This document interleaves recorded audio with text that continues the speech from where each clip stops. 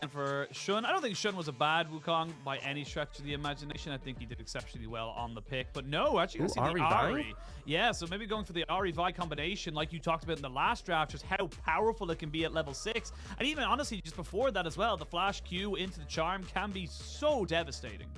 I will say that you could take Aphelios here and just take Vi on 3 if you really wanted it. Like that would be a completely fine passage of play to go for. Because obviously IG already have their jungler. You don't expect them to deny the Vi. I think giving over the Aphelios, especially when IG's main struggle were around, I feel like the MF not functioning in fights would be probably a mistake. So they lock in the Aphelios, and now IG, they can respond in the mid lane. They could also pick up the Gwen again if they feel confident in that. They could take the LeBlanc and have the other side of the matchup. You could also look towards things like the Taliyah. Could be an option that we often see. But it might be that they end up putting a bit more priority towards the AD carry, clearly feeling the issue that second round. I mean, even though it was only Sivir banned away in the second rotation, but apparently that just makes them want to pick up an AD carry now and secure it. And they actually end up going for the Xayah, to something that obviously does very well against Vi if it was taken by LGD, but still yet to see it come out. Yeah, we're going to see the Xayah Rakan locked in. Lovers duo now into the bot side. So giving yourself a strong AD carry support combination. Honestly, the Rakan and Wukong combination as well. So powerful to be able to just combo in and get those knockups consistently going. Yeah, and I think here for LGD, you have a lot of options. You know, you can just go for the Vi in this situation, but I don't think you necessarily need to right here, because you know the Xayahs might be a trickier target to get on. You could end up just going for, like here they go for the JinJiao, because I think that's kind of the thing, is they picked the Xayah in expectation of what would be coming, but LGD changed the course, and now there's a lot of supports that you can pick here that could really sync well with the Aphelios. I think Renata would be a really hard lane for the Xayah Rakan. You could even go towards something like the Lulu. We'll see what LGD opt for. They kind of have free reign when you're up against a Rakan and what support to take. Probably apart from Braum, I'd say is the only one you really don't want. They start to focus down the mid lane picks. Vex banned away. They could go for Taliyah. They could go for LeBlanc. A lot of things they could trim from the pool. Wait to see where they want to go with this draft. The Vex actually being banned away there. It's actually a bit of a mole specialty. I will say, of a couple of players in the LPL who do end up playing that into the Ahri as a pretty decent counter. Wouldn't mind seeing a Lissandra ban as well here for LGD. Maybe even a LeBlanc, as we did see that the LeBlanc matchup does scale a little bit better in terms of the single target damage throughout the later stages of the games. LGD did end up showing with Haichao, but wait and see what they want to go for. We're not a band away here from the Aphelios, as they want to try and just mitigate any of those big anti-dive champions. And LGD actually saying, no, we want to get rid of something a little bit more potent, something that Mole can maybe solo carry on. The Sylas is definitely something that can do that. Yeah, especially because Sylas, good match from Ahri. Stealing the ult's fantastic, but you can also steal away the JinJiao ultimate, which is quite a powerful one. So trimming that one, but still, there's a lot of mid lane picks available for IG. There's still a lot of support picks available for LGD. We'll see what they decide to ban second here in this situation. Going for the Nautilus, that premier engage pick we often see. Personally, I'm not sure if they're going to do this. I feel like it's kind of typical of the LPL to not do this, but I feel like an enchanter pick like the Lulu would be really potent into this bot lane. You would just be able to bully them out in the 2v2. You can make it impossible for the Rakan to engage if you time your ultimate correctly. But it looks like LGD, I was thinking maybe, you know, the hovering at the Alistar, they wanted to go for engage. Looks like they might go for the Tahm Kench instead. So this is really going to make IG's job very difficult to kind of deal with this Aphelios. The fact that, you know, they may have the dive from the Rakan and the Wukong, but Tahm can answer that pretty easily.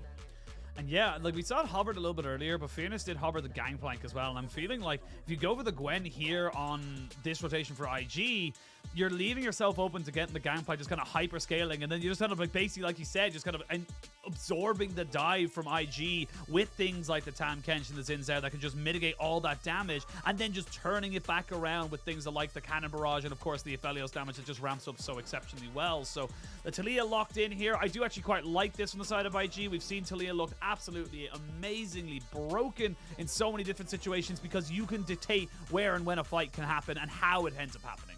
Yeah, I mean, the wall usage has been fantastic in the LPL. You know, Rookie doing some really effective ones, like trap people, cut people off for a fight. A lot of power you can gain in that, and strong skirmishing in the mid-jungle 2v2. IG take the Gwen again for Zika. You know, we saw at times the potential of it, but it didn't really get to flourish. But Fearness, you know, he's just got an MVP in game one. You give him the same matchup, the same pick. It's a no-brainer. Yeah, you were MVP in it last time.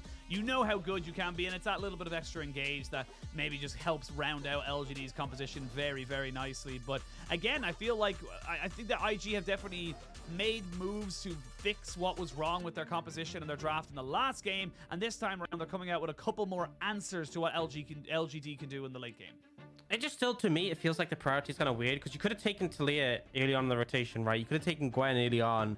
Instead, they commit to this Xayah Rakan, and it's like, well, you know, how good is Xayah actually going to be here? You know, I feel like obviously Xayah really flourishes when people are diving onto her, but you know, Gwen and Wukong are going to be diving onto the Aphelios.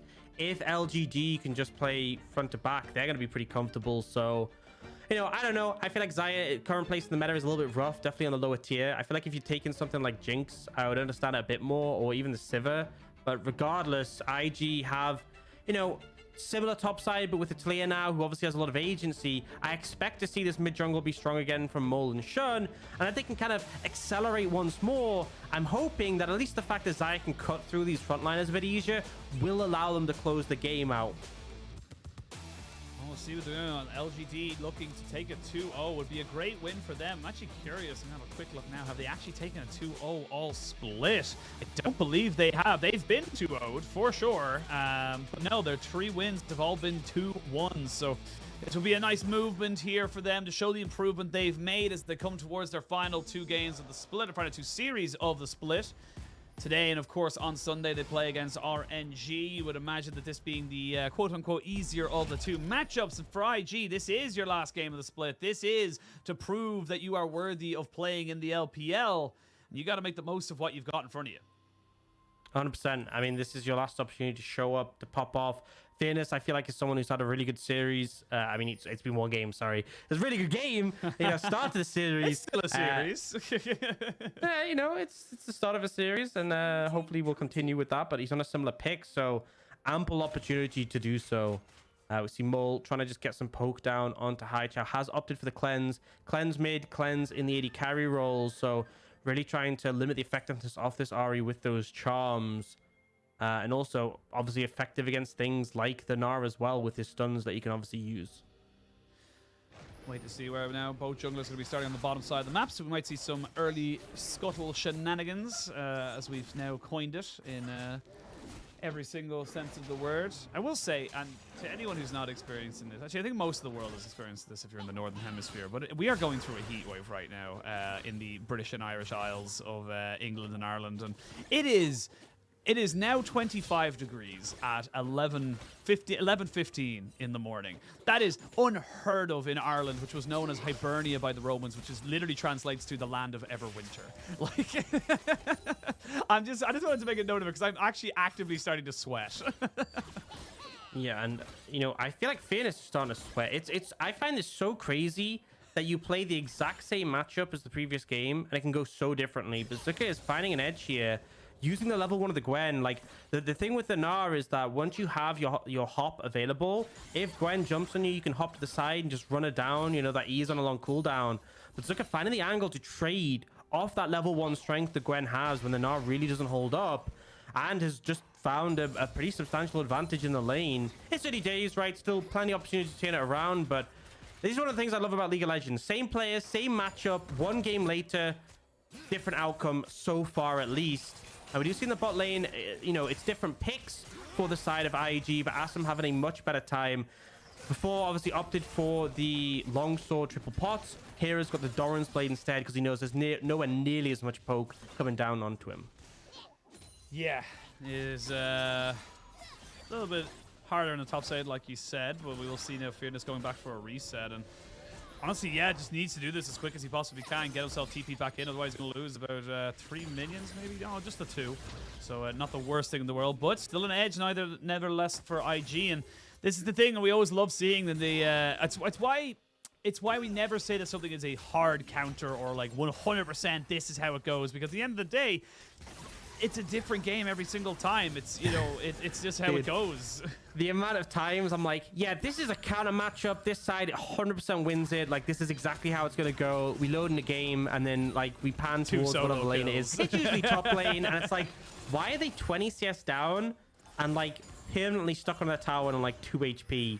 And I don't know, man. You know, especially like what really boggles my mind is when it's a matchup that is picked consistently. Like it's like teams are like, oh, they have picked X champion, we will always pick Y champion because it's a counter, and then I see the counter fail. And you know, I get it when it's like a big player mismatch, but sometimes it just isn't. And there's obviously windows you can find to kind of break through in a counter matchup. There's opportunities that you can sort of pounce on. That's the whole point of League of Legends, the skill expression, those windows. But it's just kind of hilarious. It makes me doubt myself every single time. Like, is everyone just wrong about this matchup, including me? Has everyone just been blindsided and just like totally misjudged what's been happening? It's like I was having a chat with VODS about the Vi and competitive play, and he was just like, I hate Vi. I was like, do you hate Vi or do you hate those who are playing Vi? There's a difference between the two, but yeah, it depends on who you get. You get someone like Wei, it's exceptional. You get someone who's not Wei, it might not look as good. So we'll that's see. Your categories, right? Yeah. Wei or not Wei is your pool of junglers. Do you know what's crazy about Wei? I know we're not even in this series, but like it just feels like even when he's having a bad game, he'll still steal a massive objective, and just everything, all is forgiven. All is forgiven for him. It's just like, oh, he's having a bad day. It doesn't matter. He stole Baron and moving on with our lives. It just feels like it's a consistent. But Zhao getting a nice little trade in on top of Mole there into the mid lane, as the Taliyah will have perma push priority, but Zhao getting a couple more of those charms will definitely make Mole sweat just a little bit more than myself or yourself right now, as Zhao just really wants to try and get a reset here, or not even a reset, he really wants to try and get the wave pushed up so he can maybe start to look roaming around, because he has got access to that level 6. Yeah, Moles is undoubtedly going to be quick to follow. What I do love from Shun here is, you know, we see Shun around mid lane all the time. We talked about that before the series. Mid jungle is a big thing for IG. But I love that he just like makes the move, clears out that control ward that LGD had down. And vision around mid is so important when you have these high agency roaming mids. Speaking of roaming, oh, they're going to look for Quay here. He's going to flash over the wall. The flick back, not quite there. And that's going to be the Weaver's Wall down now for the next couple of minutes, but you still got a summoner out of the JinJiao, and that's not exactly a bad trade up here for IG. Yeah, it doesn't mean you don't have that extra agency available from the Weaver's Wall for a while, but Taliyah can still roam effectively. The extra movement speed for the passive makes a big difference. You secure the Scuttle Crab, you get a summoner, you'll absolutely take that one. And yeah, I feel like when you deny vision around mid, it's so much more threatening, because as soon as Mole goes in the fog of war, instantly the whole map is panicking. And you have to respect, you have to back off. Maybe you're about to find a good trade or even an all-in window, and you're like, never mind, let's back away. And that's the pressure that some of these mid laners have. It's like been a really common thing with TF is if you clear out the area around the mid lane, it makes such a big difference. And it's so similar for Taliyah or even this Ahri as well. Yeah, just to make sure everyone knows, the gold has not stagnated. People are picking up gold. It's just broken at the moment. So hopefully we'll be able to either swap it out or get it fixed very, very soon. So we're just going to have to guess. There we go. Oh, just as I talk about it, we're going to see them now. So it wasn't 3,500. It was more like 10,000. But IG with a little bit of an advantage there in the lanes, especially in top side. They're going to find themselves with a little bit more gold at the end of it. Yeah, I think the timer was delayed as well. Like it was showing a time from quite a while ago. Yeah. Oh, Shun looking for...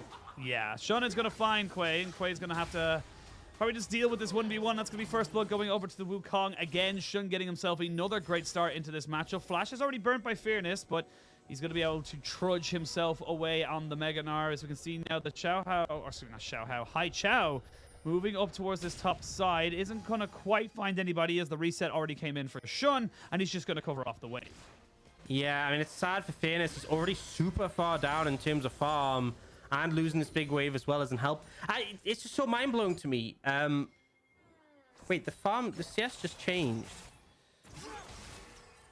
I'm not sure what's going on. Okay, I'm gonna be real with you. I'm so confused, dude. It did just randomly drop about 10. So, yeah, I mean, I'm not sure. Zuka was on 75 CS, and Fearness was on 45, and it's just changed. I'm glad you're here with me, Ishii. I would feel like I'm being gaslit otherwise. It's actually just a ploy to get us to go mad, you know? It's just kind of like all these moments. But speaking of moments here, Quay gonna have to use the Crescent Guard. I'm not quite sure what you're expecting to do there. Like, we don't like molding here. That's not really what we like to do, but at the same time, that just feels like a bad play. And I'm going to tell you now that the CS counter on the bottom half is broken because you can see that the ward counter wasn't moving. So look, guys. Everything's broken. We can either have the top of the scoreboard working or the bottom, right? Yeah, it's your choice. You can't have both, right? We can get one or the other. At the moment, we have the top working, but the bot has unfortunately failed us right now. So obviously, you can tell 2 kills at the top of the screen. You've just seen Quay go down as well again, unfortunately, but obviously that isn't reflecting. So we'll just have to roll with the punches. Yeah. Hey, it's my last regular season, Kath. I think you're done actually as well after this, or no? Yeah, you've won. yeah. You've won. This is my last one. Last regular season. Then we're into playoffs, and we got to prep for that. So you know, we got to throw some fun at us right now. As there we go. There we go. We can see it moving as well. We can see the Sheen procs happening. So we got ourselves 20 CS lead in the top side, about even across the board everywhere else. But it is those 2 kills going in favor of IG. And honestly, it's a very similar vibe to what we saw in game number 1. It's IG making the early plays. It's IG being the proactive ones around the map. And it's on to LGD now to try and respond in kind. I will say that Quay has been very questionable with his pass. Just honestly looked very lackadaisical, just very alerted, I suppose, to what's actually been going on around him and just walking into very poor trades. Yeah, and I mean, it feels like Shudder's just been hunting for him, playing around the strength in his top side, playing around Mole again. And the fact that he had no flash allowed him to get punished back to back. And now IG, learning their lesson from that previous game, have got this dragon area on lockdown. They do not want to let LGD start stacking these again. It will be that infernal dragon that they are looking to get, but LGD looks like they're trying to contest this one. I mean, it takes a while. Both top laners have TP. Yeah, both top laners have TP, but remember, it can only go to towers. It cannot go anywhere else. JinJiao is there just looking for something, but it's kind of a half-baked effort to really contest. They're honestly just making sure they can get the push in on this bot side, and should anyone from IG look to try and go the short way, they will be taken out. So On's going to have to lose quite a few minions here. This is just good from LGD saying, look, we know what's going on. We know what you're going to try and do and try and get less of an advantage out of them, as we see now. Fearness, he has no flash, does dodge out the final need of work, but it does not matter because snip, you're dead. And that is what we talked about, the difference in the matchup. You just played this, but Zika's playing it so much better this time around. I'm so mind blown. Zika's like, you know what? We run it back. Don't ban Gnar. Give me the matchup again. Round 2, I'm taking him down. And he does. He's got like a 25 CS lead. He's just solo killed him. Insane. And oh, I think he's caught. He should have TP'd out. He should have TP'd out. Yeah, he might still be looking for it in the moment, but he can't go for it. We're going to see the Spirit Rush right in, but Zhao's kind of missing everything. Those auto attacks only do so much. Eventually, he will get the W down, and that's going to be a nice trade back there. Good moves here from Zhao on the Ahri to roam around and actually just kind of cover that little bit of a deficit in topside. Yeah, still definite advantage for IG, right? Especially since they're losing the plate in the mid lane, but nice moves from Zhao. And I guess Zika didn't have the read completely that Zhao was going to be there. Oh, Fearness. He just respawned. Why, Fearness? Why? And now we're going to see the Rift Tile being dropped down as well. This is a full tower, by the way, because you have the minion wave here. I think you're going to try and maybe clear this one off, but Quay, just walk away, dude. You don't need to be here. You don't need to try and defend this. It's dead regardless of what you do. And yeah, honestly, this is just like LGD just kind of turned off right now. This feels like they're on autopilot. Yeah, they are really struggling. I mean, game 1, like, they definitely got outmatched in the game, but it felt like they got outmatched. This one, they're just getting slapped about. And Zika here waits out the boomerang so the slow doesn't apply. He's able to pop the ghost, gain the distance on Fearness, and the R3 doesn't quite connect. But this Q does so much to finish off it. Oh, he's dead again, isn't he? Yeah. This is the power of Taliyah. Just rolls over Fearness. Oh, no. Just force the flash out of Mole right at the end there. But it's still, they get their man. They get their tower. There's no real response here from the side of LGD. You are now 4,000 gold behind. They were in this exact same position last time, but it definitely feels a little bit more egregious this time around. I'm so mind blown. I'm so mind blown how this can happen. I know I keep going on about it, but Fearness MVP game 1. And it's just died like 3 times in a row. Rapid fire, like real rapid fire. Solo kill into just pop mid into pick top lane. And shit, Assum is going to have red white here. Going to be able to answer in terms of the tower. Wow. Okay, he got a lot. Sorry, I just wasn't expecting him to be able to take all of it. Dude, it's so disgusting. But anyway, you know, they answer in terms of the tower, but still, IG are getting so much more. IG are getting a lot more. And it's this top jungle I mean, it's entire top side, to be honest, because Mole's been involved, but this top jungle from LGD struggling so hard right now. Yeah, they are struggling. I will say it is only 3,500 gold. They were in a roughly similar spot, actually a little bit of a bigger hole last time round. And with all that gold going into Assum, he has got an opportunity to be able to be that big carry again. Remember, it is still an Aphelios coming into this game, but look at the difference in top side. 0-3-0 to 1-1-1, full tower and plates, 40 CS or thereabouts. A full item and a half compared to boots and a Hearthstone act. Like, it's just not comparable right now. You with me, Aux? Did you mute yourself? Oh, yep, I'm good now. I'm good. Well, you don't get to speak now because we're going to see JinJiao getting caught up. And ooh, yeah, that was close to say the least there for JinJiao, but it does mean the priority now goes over to the side of IG into this mid lane, and they're just...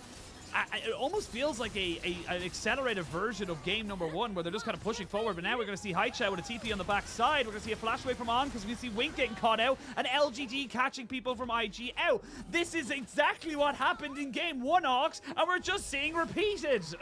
Yeah, I mean, just overstepping, caught out, trying to make the play, and it gets answered. A nice TP flank from Xayah on the Ahri. Another pushing up mid. The TP comes in from Mole to defend. Dragon in 35. They were looking towards the Herald, and that maybe the Port of Call, but that could leave a window where LGD just end up trading for the Dragon in return. We'll see how this passage to play pans out. Already, we see LGD moving over towards that side of the map. Again, we're just seeing IG taking away these Heralds, but it is going to be priority around that Dragon now for LGD. It is going to be a Cloud, but it's not going to be spawned just yet. 10 seconds till that one's available, but look at the... Summoner's not available now to you. Don't have flash on Mole or on. You don't have ultimate available for On either. But LGD not feeling super confident just yet. They know. Oh, they lose both. Yeah, they're gonna lose both. They want to try and just get. Fearness back into the game. He's getting free time topside, so they're trying to make sure he has at least got an item before they look for a big fight. I think it just shows how scared LGD are. The fact that Fearness doesn't even take the tower. He like pushes a wave up and then backs away because Zika starts to move back up. But LGD know they can't contest it despite the fact they posture Dragon. It gets picked up, and now you have Infernal Dragon and Cloud. Pretty nice ones for IG. There's going to be an Ocean Soul, which, you know, I feel like definitely not the strongest. It's okay here. You obviously benefit a decent amount with some of your bulky members getting the sustain. But regardless, IG, this is a difference in this one. They have the gold lead and the Dragon advantage compared to game 1 where it was just the gold lead. So less windows for LGD to get back in the game, and also less time, right? Previously, I mean, when they had 2 Dragons in game 1, I was like, well, you know, IG are a long way away from Soul. And then obviously IG, you know, through. But even if they hadn't, LGD had bought themselves a lot of time. Whereas now you have, you know, about 9 minutes until Soul is going to be on the cards. And if LGD don't work out how to contest a fight till by then... Yeah, JinJiao's dead. He gets picked off. Taliyah cuts off any escape, and that's just a very good little pick up. They have got the Rift Herald as well, so Shun's going to be able to drop that into the mid lane. They should be able to get themselves the tower, and that's going to be, again, tier 2 in mid lane, taken very early here by IG. I will say, though, like you said, with the Dragons taken, they have got a lot more insurance policy, and they're just kind of winning across the map. You can even see here, Fearness isn't going to push into the tower, so not going to be able to trade this kind of damage back. Yes, there's more and more pressure being lent down, and now for IG, it's such a tough choice. Do you try and defend this tier 1 bot, which you can't because IG sweep through the jungle and move over, or the attempt is to defend this tier 2 mid, but they have Herald. If IG want this tower, it's dead. Ooh, but look at Assum. Assum's already starting to do some significant damage, and that Moonlight Vigil brings pretty much everybody very low who was significant in that fight. So yes, you do get a tier 1 in the bot side, but this game's not over just yet. Assum is starting to ramp up very quickly. It looks like he's rushing towards, I don't want to say it's an IE, but I don't think it should be an IE for sure. It has to be moving towards a Zeal, surely. It's whatchamacallit? I can't the item. Which item? What's it? Tell me, help me out. Lord Dominic's regards? No, that's not built out of a pickaxe. It's a collector. I think Oh, collector. But you'd have thought he'd have gone for the Dirk first. But yeah, collector built out a pickaxe. That makes more sense. That makes more sense. Help me. So probably that was the most genuine. Help me. Sorry. I hate it when you know what the item is. It's like on the tip of your tongue. As Fearness. Ooh, Assum. as everyone just kind of jumps in on top of him. And yeah, that's going to be a dead Gnar. So more picks, more gold, 5,000 gold lead. And now they've got pressure into this mid lane. And everyone went bot side for the side of IG. And I don't know if I agree with that play from IG, or sorry, not from IG, from LGD, because you didn't really have anything to gain. There was no turret. I would have been fine with it had you been trading on top side, but you weren't even trading anything. I just feel like the crazy thing is for IG, it doesn't even feel like they're putting any effort into these picks. It's just like, oh, there's someone, yeah, kill him, boom. It feels so effortless. Like they're just gliding through this game, and now they took the mid tier 2 without using Herald. They're putting the Herald top. This won't kill the tower from the HP it's at, but it will chunk it.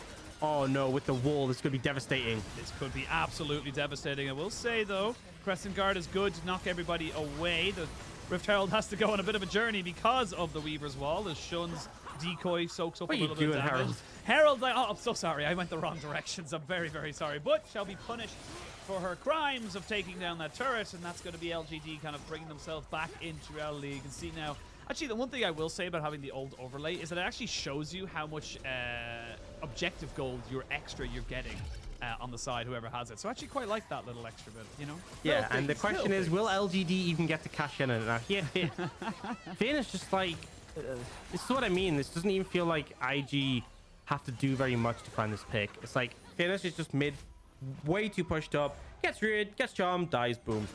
Yeah, move on. Unforced errors is basically the best way I can put it. It's not even like IG are putting you in a position like in the top side where, oh, the Weaver's Wall's there, maybe you end up overextending, or we catch you out because you weren't expecting this. It's just, he shouldn't be there. There's no real excuse other than that. So I will say that Zhao is now onto 2 items. He's got himself his Banshee's Veil alongside that Everfrost, so he's going to have a little bit more safety going in and out between these fights. 30 seconds to the next dragon spawns. That's going to be sole point for IG as JinJiao. Why are you there? Why are you there? There's no need for you to walk that direction. There's just no... Why? I don't understand. We're having a bit of a moment, Aux. Beats me. Like, I don't know. LGD just feels so disconnected. I feel like the way back in this game is to look for picks. But, yeah. We're gonna see. Ooh, there's a good Devourer, but not gonna be good enough. And yeah, honestly, I'm gonna call it. LGD are on autopilot, and they're just not thinking. They're not even thinking about this game. They're just going into like, you know, when you're playing a game, but you've been playing solo queue all day long, so you just go into like patterns of how you want to play the game. You're not actually thinking about how to play. You're just playing. That's what they're doing right now.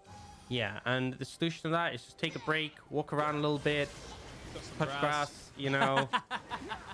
But now they don't really have the window to do this mid-game. They're trying to do the dragon, but IG are contesting. I mean, yeah, you don't have your AD carry or your support here, so you can take the Baron and contest the dragon because you can just send 3 people there. There's the Baron finally secured. As you can see there, Quay, who's basically been invisible this game, just not able to have any relevance. And yeah, this game is over. IG are just running around LGD. My Lord. Yeah, this is rough. Fearness is there, but the Reaver's Wall was weird for Mole. As this is just trying to get close. Yeah, it's not a game. I don't quite understand it. I'd be lying to you if I said I understand what was going on. This is prime League of Legends, Ashin. Right, 2 top teams in the world going head to head, and right now IG just besting them. Right, 9,000 gold lead, 3 dragons in pocket, and they're looking just to use this Baron immediately. No hesitation. No pause, instantly putting it into that tier 2 in the bot lane. They're going to be able to get more and more off of this. They're, as I said, open gold, open dragons, open pressure. There's no real end in sight. You've got 2 items onto your Aphelios. That's nice, but it's not. Zhao doesn't even want to fight him. Zhao doesn't even want to go near him. But we'll have a look here, and this is just Shun. They see him. That gives... That the turret gives him vision. I don't know. Yep, they get caught. That's just that. I don't think he still has Flash and Ghost available to him. So yeah, I don't know. I think Assum's just waiting for them to use them in the next game. LGD are thinking game 3, right? Yeah. At this point, I feel like that's all I can say. They're thinking game 3. They're thinking on the next one right now. IG are just closing out, doing the best they can. They're pushing up a Baron minion wave into the mid lane. And I mean, this could be a window. There's only 3 members there, but LG don't really have the engage to catch them off. So, yep, machine. Yep. Just yep. That's all there really is to it. As we can see now, IG using the last minute of their Baron buff to full effect. You don't really have great wave clear right now. You're still very short ranged as Assum on this Aphelios. They are going to try and crack open the base. The Moonlight Vigil is good. It's going to force out the ultimate there from On, and they are able to defend it just for the moment. My lord. Never mind. The flickback's just too damn good. Fearness has to get eaten before he gets into his Mega Gnar, and you've kind of separated your team out here, Mole. IG were actually on the other side of that particular play, but with the cannon minion still going, his name is Jeffrey. He's doing his absolute damnedest to make sure that the game will be ending off of this push, and this is going to be a 25-minute win. Yeah, I mean, IG just storm into the base and decide that it is their base now. Such a crazy game, honestly. IG, credit to them. They kind of bounced back from that game one, a much more crushing early mid game, but also they don't lose any momentum to secure the dragons. But also, the thing that amazed me is just this top lane matchup. How, you know, I don't know what happened between game 1 and 2. I don't know who said something to Zika. Maybe Shun just looked at him and said, bro, you've got this. Maybe that was enough, but he came in this game and just decimated the matchup. Yeah, crazy. Absolute madness. But IG carrying through, following through with the early lead, unlike in game 1.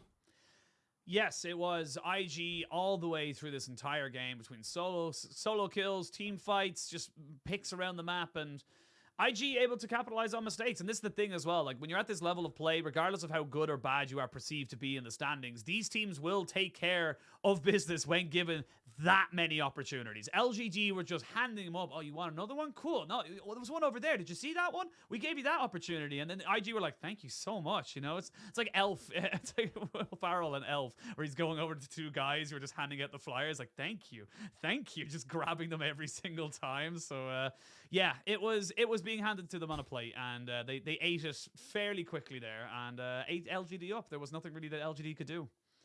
Yep, and I mean, I think one change that I do think was a positive was going with Xayah instead meant even in the later stage of the game, you have that DPS carry. So at the end, Fearness trying to jump onto the Xayah, and it was just turning around. But honestly, I don't think that really was relevant. I think it was just the top side of the map for IG was so strong, just constantly firing these plays and just decimating the side of LGD. Zuka winning the matchup, running it back, taking it by storm. Shun, fantastic as we come to expecting him. And Mole, super proactive in this matchup. You know, he was the one who picked up the Ahri in game 1, and the Taliyah getting to the second rotation was a surprise for me, but to no one's surprise, able to do a ton of damage and really just solidify their advantage. The main thing that I think IG improved on was ensuring that when they have that much of a lead, they aren't giving over free dragons to the side of LGD, because as much as, you know, LGD had to win fights to get soul, the extra stats from the dragon make a big difference. It means even though you're looking at like a 4 or 5k gold lead, if you have 3 dragons on your belt, it helps to mitigate a lot of that, right? A surprising amount. So I think the fact that IG had the lead and the dragons just really made it pretty impossible for LGD. Yeah, I mean, I look at the damage graphs, and honestly, I just look straight to the JinJiao, one of these early skirmishing junglers, doing, I think it was like less than 2,000 damage, less than JinJiao did on the Tahm Kench. It was just didn't have any impact. Was caught out 2 or 3 times, couldn't actually make any kind of plays, and just basically became a large caster minion, a large cannon minion, I should say, to the side of LGD. But at least cannon minions have range. Yeah, you know what? You're not wrong. And with that, on that bombshell, we're going to send it to a break. When we return, we'll have our third and final